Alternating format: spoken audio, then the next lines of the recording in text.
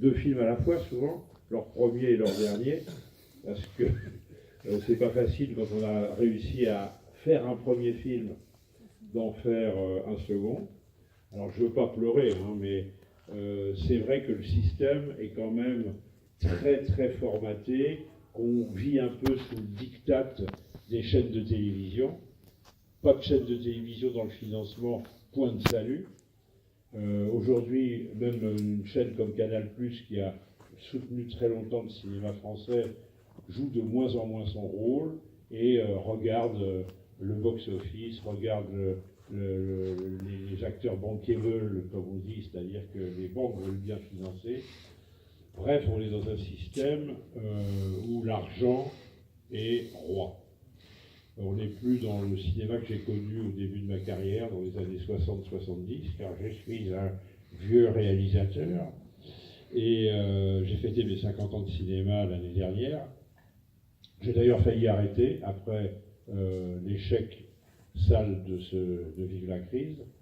Et puis bon, là ça va mieux, j'ai un peu digéré, et puis je me dis que peut-être je referai un film un jour, peut-être, mais pas avec mon pognon, ça c'est fini, parce que d'abord, j'en ai plus à mettre dans les films. Il me reste de quoi vivre agréablement avec ma femme le reste de mes jours, et donc je vais essayer d'être complètement ruiné, quoi. Et j'ai fait pourtant 26 films, et sur les 26 films, depuis, en tout cas depuis une vingtaine d'années, tous les films ont été faits à l'arrache, en se battant, en se mouillant, avec l'aide d'ailleurs des techniciens et comédiens qui m'ont accompagné.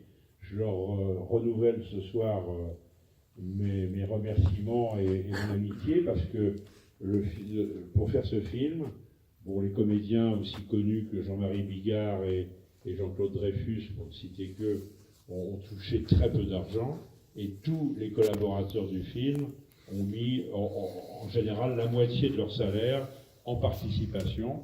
Ils ont perdu cette partie puisque le film n'a pas marché. Et aujourd'hui, un film qui ne marche pas en salle, ce qui est idiot, n'est pas acheté par les télévisions, ne marche pas en vidéo, ni en VOD, ça fout sa carrière complètement par terre.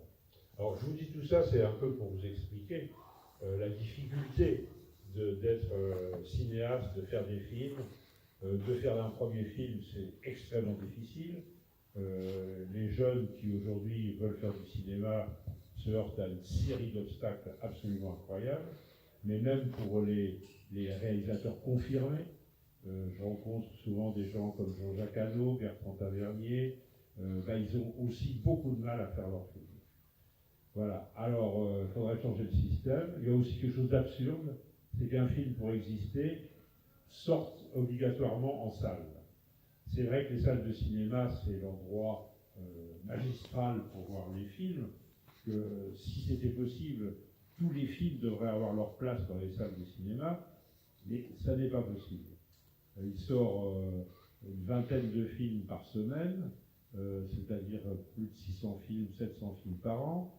La France produit 270 films officiellement par an, plus tous ceux qui ne sont pas dans les critères du Centre national du cinéma.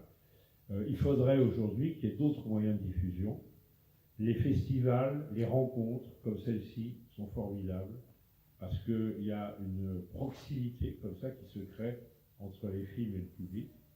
Et d'ailleurs, je vous invite à l'issue de la projection à parler du film, je répondrai à toutes les questions que vous aurez la gentillesse de me poser.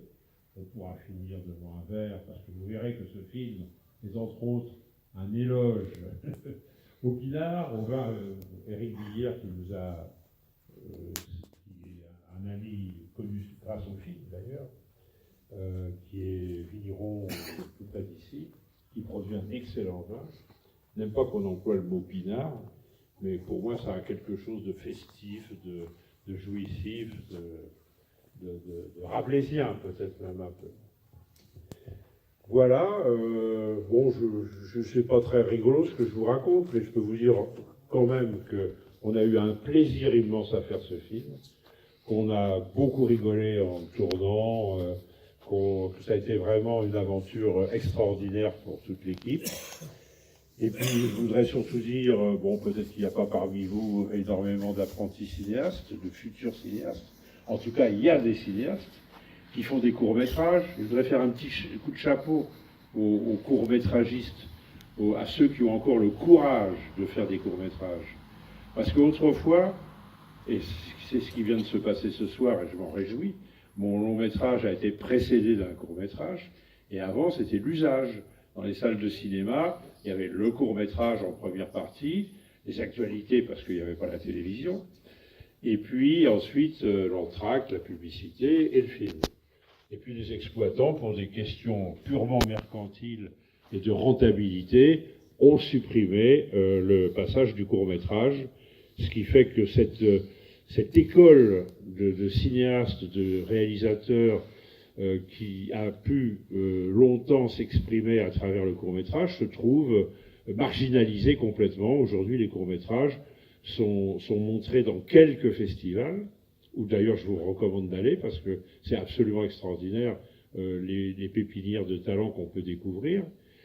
Et puis, les chaînes du service public qui, à des heures où tout le monde dort, projettent de temps en temps un programme de court-métrage parce que ça rentre dans leurs obligations vis-à-vis du cinéma français. Voilà.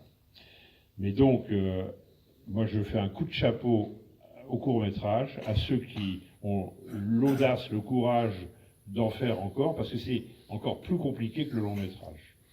Voilà, bref, le cinéma, ça peut être une partie de plaisir, mais c'est un parcours du combattant. Et bien, bonne projection et à tout à l'heure. Merci Jean-François. Et merci d'être venu de si loin pour être avec nous ici.